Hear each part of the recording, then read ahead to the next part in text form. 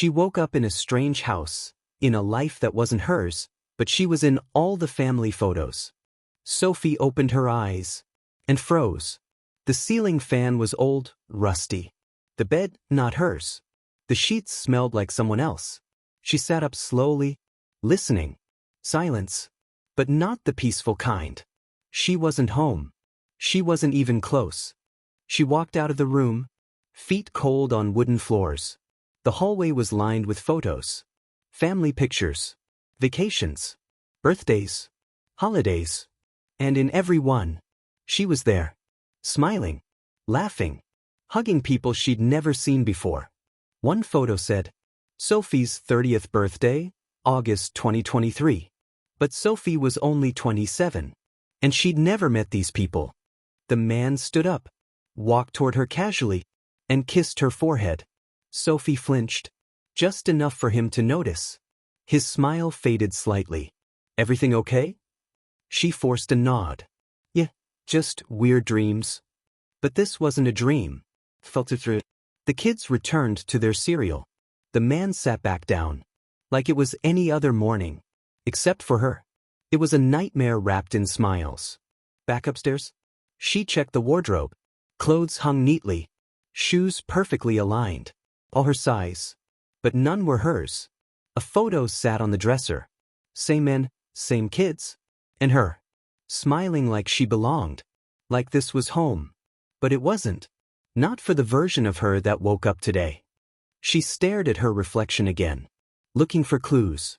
Then something whispered. Faint, distorted, from the mirror itself. Get out before it resets. She turned around. Nothing. Who's there? She called. Silence. But in the fog on the mirror, words had appeared. You're not the first. She stepped outside. Sunlight hit her face, but offered no warmth. The house next door looked normal. Too normal. She rang the bell. A woman answered. Middle-aged. Sharp eyes. Sophie whispered, Do you know me? The woman's face tensed. Should leave before he notices. Who? But the door slammed shut. And Sophie was alone again. She noticed it later. A white door in the hallway. But tightly shut. Scratches marked the frame. Like someone had tried to claw their way out. She looked around. Found a key. Hidden inside a hollow book in the study. Her hands trembled as she turned the lock.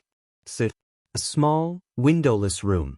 And a girl, barely 10, rocking back and forth, muttering to herself. Sophie stepped closer. Are you okay? The girl didn't look up. She whispered, Don't take my place, please. Sophie froze. The girl lifted her head. She had Sophie's face. But younger. Terrified. The girl vanished. Back in the kitchen, the clock blinked. 6:47 a.m. Same time she had woken up. She checked her phone. Still 6:47 a.m. She ran outside. Looked around. No cars. No birds. No wind. Time had stopped. This world was stuck in a loop. And she was never meant to be awake inside it. The man returned. But this time, his eyes were different. Colder. Mechanical. He whispered, You weren't supposed to wake up. Her vision blurred. The walls shifted. Voices screamed in the background. A sharp noise rang out, like glass shattering inside her head. Everything turned white. Then dark. She gasped awake. Back in the same bed. Same fan. Same photo frames. 6:47 a.m. And a voice in her head whispered, Welcome back, Sophie.